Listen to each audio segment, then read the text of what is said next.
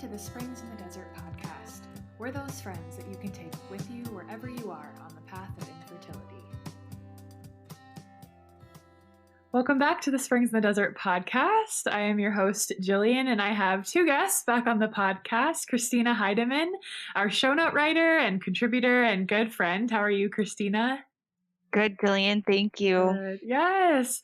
And another great guest back for a second episode. Our first conversation was so great. We wanted to bring her back on. We have Jamie Rathjen from the Fiat Institute. How are you doing today, Jamie? Hey, I'm great. I'm excited to be on a second time.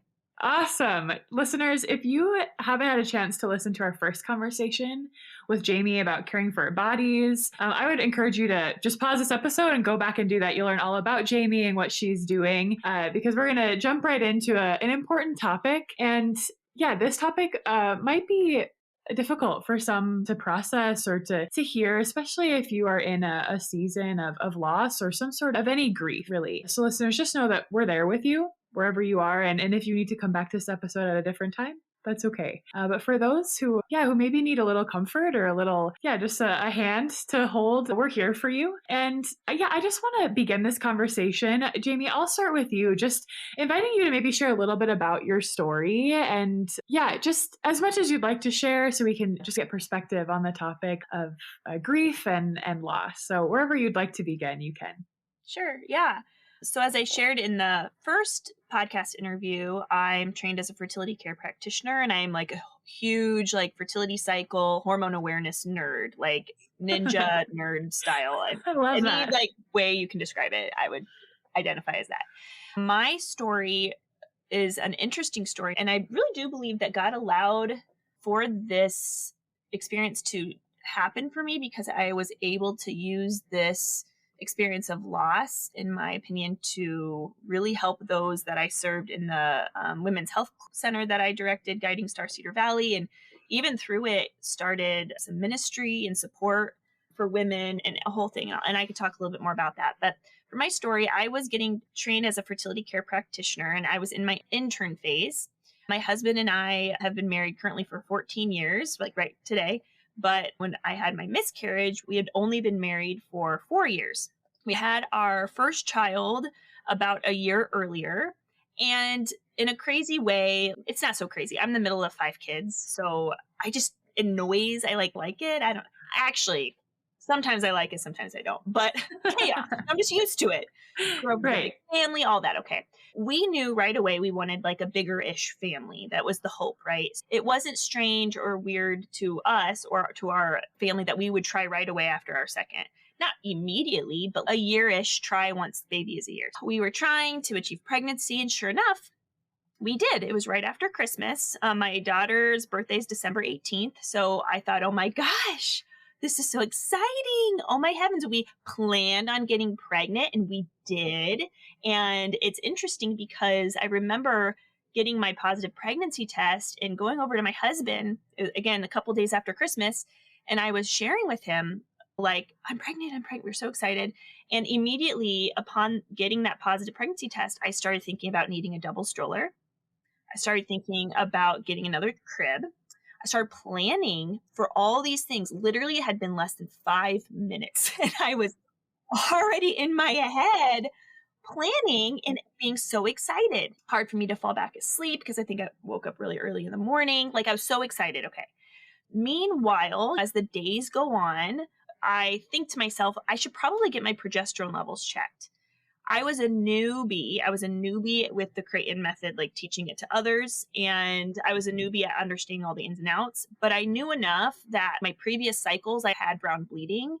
And I had gotten pregnant now with the sorts of cycles I had then. I would have been on progesterone while I was trying to achieve pregnancy. But all the dots weren't connecting for me at that point. So I started thinking about how maybe I need to get my progesterone levels checked. And so I went to the midwife that had delivered our first child, and I insisted, and I said, listen, I'm pregnant. I'm so excited. And I want you to check my progesterone levels. Now, the midwife that I was seeing, she is not in tune to the NAPRO technology world, to Creighton, nothing like that. She's midwife, so I assumed that she would do what I ask. And she said, Jamie, Jamie, you don't need your progesterone levels checked. You're fine. Jamie, you're all about trusting your body, right? Trust your body. Trust that you're pregnant. Mocking me in a way. You're up in your head and you're weird sort of thing. Just trust it and stop getting out of your head about it. And I left feeling so disempowered because, again, I had more context than I would have had. I had reason, and even if I didn't have reason for her to check my progesterone levels, she should have, because I'm asking, but she didn't. And I had reason. And I left that day thinking, I don't feel right about this. I'm really excited about life. I believe life begins at conception. This is a new soul that has entered the world. This matters a lot. This little life matters. And so days go by. I don't feel right about it. I remember emailing her and just saying, I just really want you to do this. She never responded. So I decided to look up the closest doctor that was trained in NAPRO technology, which happened to be 45 minutes away from where I lived. And her and I had become friends. I texted her. She's lovely. And I also didn't get a message back. It's because she was sick over Christmas. So she didn't get my message. The week went by, and then finally she messaged me, and it felt so bad. Jamie, okay, yes, oh my gosh, yes, I'm so sorry I was sick. I'm going to order the labs. We're going to go get that done. Okay, so I went and got my first level of labs done, and then sure enough that day started to notice spotting, the day after more, and then of course the full-fledged miscarriage. And the reason why that was so difficult, it's difficult when you have hope for a child and then you receive the good news that, oh, praise God, I'm pregnant. This is exciting, especially when we know what it is really. It's a new life with a soul. And then when I felt like I almost had a hand in that I didn't have a loud enough voice. That's why this miscarriage was especially difficult for me. Yes, I lost that little one, but I knew better. I didn't fight hard enough. That really prompted me really hard to really be an advocate in this area of loss while I didn't lose a baby later on. And I know in our conversation, we'll talk more about this, like misconceptions about loss and things. I think there was more to it in my story because I didn't have that loud voice. So I felt I had a hand in that, which I know at this point I didn't, but that's what it felt like. So it was very hard. Yeah, gosh, Jamie, thank you for sharing that. There's so much about your story that I can relate to. And Christina, I'm wondering if there's any, I certainly want to give you space to share, but if there's anything that you'd like to add to that or that you can relate to. Yeah, I'll just hop right in. Yeah, we've suffered multiple miscarriages, and we had 2 healthy kids and then string of 3 losses. And so you never, it was just so unexpected. It's what's going on now? And it's been an adventure trying new doctors. So yeah, I think the hard, it's all hard, but especially when you don't expect it to happen. And I went in for my first ultrasound with that first loss, and then you're just shocked. And you're just shocked. And I just remember screaming in the room. And yeah. And so, not that the others weren't hard too, but that first time, it just rocks you. And yeah, then through the other losses, it was so important that we had community, our church family, surrounding us because I was more open about things. So people were more praying and bringing us meals and flowers, and all that stuff really helped. And we were able to save the remains, which that's a whole nother story about fighting with the hospital to get your remains. But even if at home, I was still able to save some things. Working with a funeral home was really important for us, and they do everything free of charge, and they come to your house and they take everything for you so you don't have to store everything for too long. And then you have a place, we have a Catholic cemetery. You just have to pay for the grave marker, but they do the burial. And so it's really important now that when we take our family there once a year to visit and pray, and we have this place where we remember them. And I say every night to my girls when I put them to bed, Jude, Sally, and Augustine, love you. Every night we say that because they are their siblings. They just can't see them. But going along with Jamie, after things kept happening and nobody wants to give you answers, I found a doctor in Fort Wayne, Indiana, which is 2 hours from her house. But to me, it was so worth it. And he's tries new medicines, new approaches to things. I on like the cutting edge. Yeah, there's so much to this topic. There's so many directions we can have it going, but that's just a little intro. Yeah, thank you both for sharing those really intimate and difficult moments in your lives and in your marriages. And I think, yeah, there's, as you said, Christina, there are so many ways we could probably have 15 episodes just about this, talking about trying to find the right doctors and how Right. to deal with the aftermath and try like in a really the best way that you can in your area too. And yeah, and I think something that you said, Jamie, that, and Christina, when it's unexpected or when you feel like I could have done something, anything, I could have done more. Those are all things that we hear from the community over and over, that we may, whether it's an outside voice or our own internal voice, like blaming ourselves, or just that, yeah, we had plans, we had hopes and expectations, and they didn't or haven't yet been fulfilled. And so I want to speak into that. And some of these, we know what this reality is about loss and grief. And so, what are maybe some misconceptions about loss and grief that our followers might maybe need a little bit of guidance or ways to cope with that with the outside world? Hey, friends, it is your podcast host, Jillian. Just popping into this episode to ask you to consider supporting our podcast with a financial gift. This episode is brought to you by staff, volunteers who reviewed the content, and a professional editor. We would be so grateful for your financial support to keep this podcast sounding great and reaching more listeners who need a friend on the path of infertility. Thank you for your support. Yeah, I just wanted to say something before we get the evil one is going to really he's going to really fight against you, especially in these times of grief. And so you should never blame yourself. Should never blame yourself. This is not your fault that this happened. So I do want to make sure that is clear for our listeners, that you just have to ignore those thoughts because those are from the evil one and he wants to discourage you and bring you down. Yeah, very true. And perhaps that's the first misconception, that it's our fault. All these lies about the experience. It's our fault. I should have tried harder. I could have done X, Y, or Z. I could have called the doctor a day earlier. I could have, all these things, that these what ifs or could haves, that the evil one knows where we're weakest and what will hurt our hearts the most. And he is going to say those things to us and whisper them to us. And that is not of the Lord. Correct. If you were sitting across from Jesus, would he say any of those things to you? Not at all. He would never say that. And that sometimes is my check of who's saying this to me. Is this Jesus or the evil one? Because if I'm sitting across from Jesus, I don't think he would say those things, or the things that I'm telling myself even. Yeah, Jamie, do you have anything to add? Yeah, there are a couple things I want to say. What you were saying, Christina, about how we're talking about how it's from the evil one. We think about that, like the devil wants to diminish our motherhood, no matter how long we're a mother. He wants to diminish our motherhood and our womanhood. And in ways, like he's going to get right to the wound. He's going to twist that knife right into that wound. And then, we identify then as terrible, where I was so weak and I didn't fight, yada, yada. So I'm glad we're talking about that because it's so true. But one of the really big misconceptions, I think, that I still rarely hear about this, but it is so important. So the thought that we, as a couple things, women, we feel that loss. So do our families. And we forget to talk about the husbands, and we forget to talk about the family.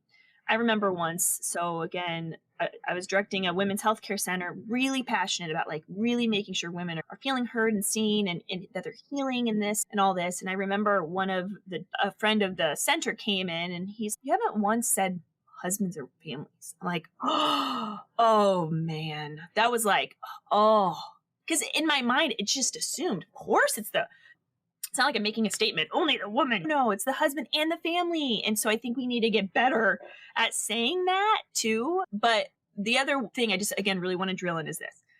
It's not just our emotional grief that affects us. Of course, we know it's spiritual too, but it's our physical grief. And when I say that, again, the reason that this miscarriage is such a startling thing, even though it's so early, like Christina, you had several miscarriages, which I'm so sorry. That is it's so hard. Or they're lost their babies again further on, like later in term, their babies are like in third try, whatever the case is. Okay. After my miscarriage, my body was not back to producing the progesterone it needed to be stable.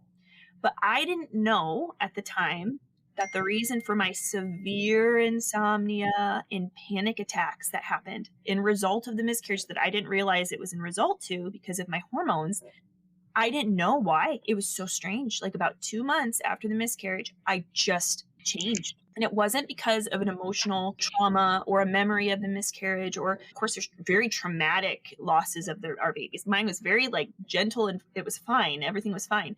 But I was so confused because I wasn't feeling right. And it wasn't until that summer that I started realizing, oh my heavens, it's my progesterone was low before. It's low now. It's even lower now. And so something I think is crucial, ladies. Weird. Weird. You feel sad and sorrowful, but you are now more anxious than you remember being, or you are more depressed. You can't sleep.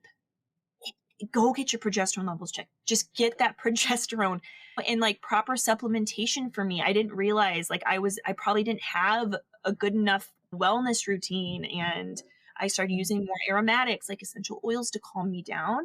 And that's a huge misconception that we don't address women who lose their babies after the fact with adequate hormone support. Shout that from the rooftops. That's so important.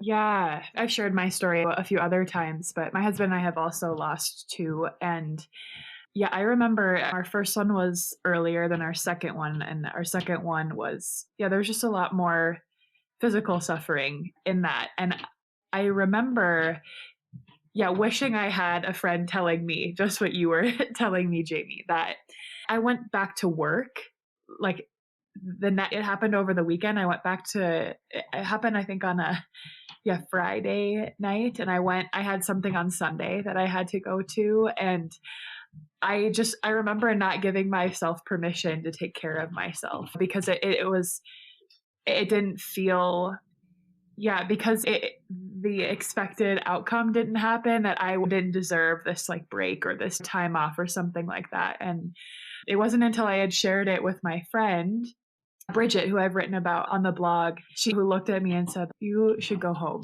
Let me take care of this for you so that you can take care of yourself.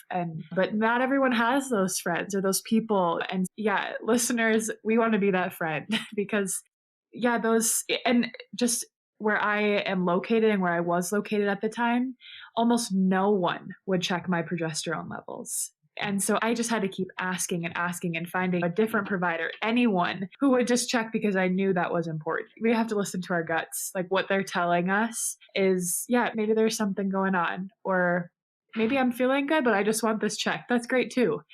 And so that's such a good reminder. And then also about, our husbands. Mm-hmm. And I was going to mention something about husbands. Yeah, go ahead, Christina. Our losses were like, 2-3 years ago. So then since then, we have adopted.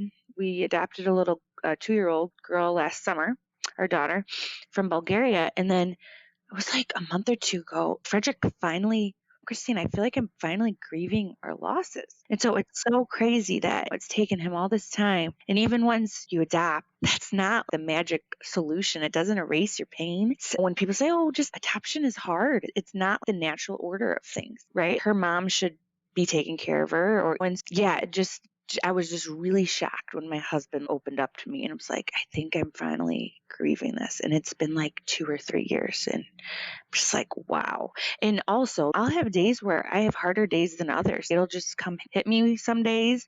But it's so important to have friends that know your story and what you're going through, because we all have crosses that we deal with. Like this happened to be my cross, but everybody else has crosses too, and they're all different. So we just need to like pray for each other and be there for each other. So that's really helped to open up to friends and family. I want to also circle back to something you said, Jamie, about the enemy diminishing our motherhood, because even for our listeners who haven't experienced loss, but perhaps have primary infertility, he is speaking right into that too. I can just see the wide variety of women and couples that we are able to walk with at Springs in the Desert, that he has maybe 3 tricks, really. He is so unoriginal, but he's so effective because those tricks are very deep. They affect our hearts so deeply. But if we're able to recognize what his voice sounds like, yeah, just unoriginal.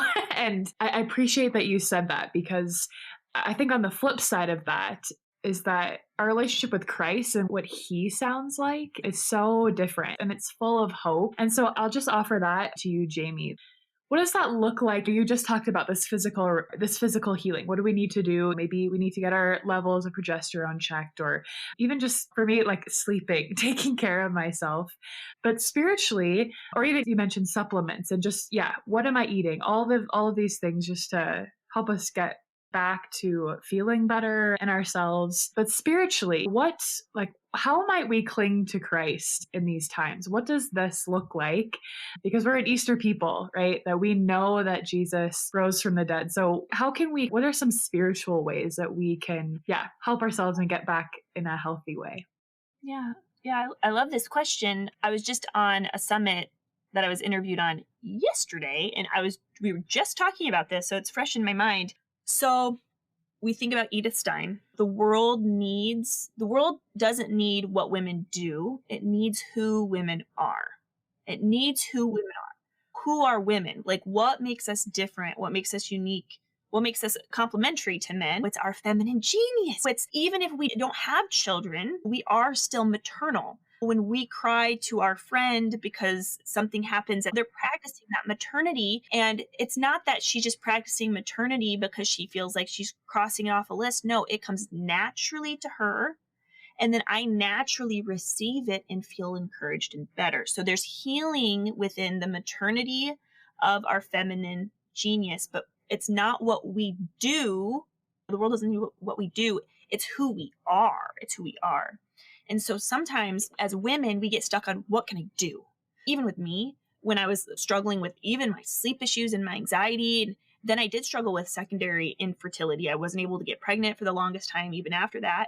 What am I doing? Okay, I'm going to do this, that, and the other thing. I'm going to run more. I'm going to eat less carbs. I'm going to go to the massage therapist. I'm going to go to the chiropractor. I'm going to blah, blah, blah, like all these things. And I remember it wasn't until I went to adoration, and I am like so desperate. I am so tired. I cannot sleep because I'm in panic mode 24/7. And I remember saying to the God, Lord, this is what the priest told me after getting spiritual direction. Also, if this is you, go to spiritual direction, ladies. If you are struggling, like I have gotten so much spiritual food from spiritual direction. But my priest encouraged me to pray Jesus's words on, like, at the cross, like, into your hands I commend my spirit. Isn't that what it is? Into your hands. Yes. Yep. Yes. Yep. So that's what he's telling me to do when I'm starting to feel anxious. Into your hands I commend my spirit. And so at adoration one day, I remember just thinking that prayer, that verse, what Jesus said on the cross, and then just saying, Lord, use this for good, please. I beg you. It sucks so bad that it would be terrible for this to literally be wasted. Like, it would make me crazy. It would make it worse. Use this for better. And he sure has. But when you're in the midst of darkness and despair, and again, for me, it was really that despair from the effect of it, like the physical hormone effect. But he used that. Like, I'm on this Springs in the Desert podcast with you ladies. There's this beautiful training called Behold Your Child. So all your listeners, we could also include it in the show notes probably. Behold Your Child Ministry. Okay. And it's through the Archdiocese of Dubuque, which is in Iowa, but it's made available for anyone. And it's a training that trains people to become ministers to those who have had loss. And so it walks you through how you sit with a woman or family who have lost a child, either in miscarriage or infant loss, I believe. And then also it creates a system for the hospital in your town. So you give this information to the hospital and you ask questions like, how do you take care of fetal remains? You're doing this with the committee, or you're attached to a funeral home. You're trying to get connected. And then there's a whole process for the funeral home. And so this Behold Your Child ministry is so deep, but like my involvement with it may not have looked the same or not have happened at all. And again, it's that maternity. It's that feminine genius. It's our desire to be generous, which is also a trait of our feminine genius. Maternity, sensitivity, generosity, and receptivity. Those are our special hero gifts, whether you can have a child or not. And it's all rooted in our identity as daughter first, always. And who we are, that's who we are. So that, I just talked about that yesterday. So it's fresh. Yeah. Beautiful. Wow. I'm going to need to replay that back to myself a lot, that, yeah, I possess those things. And I'm not a machine to produce X, Y, or Z, that I have inherent dignity no matter what I'm able to produce, quote unquote, that God made me in that way. Oh my gosh.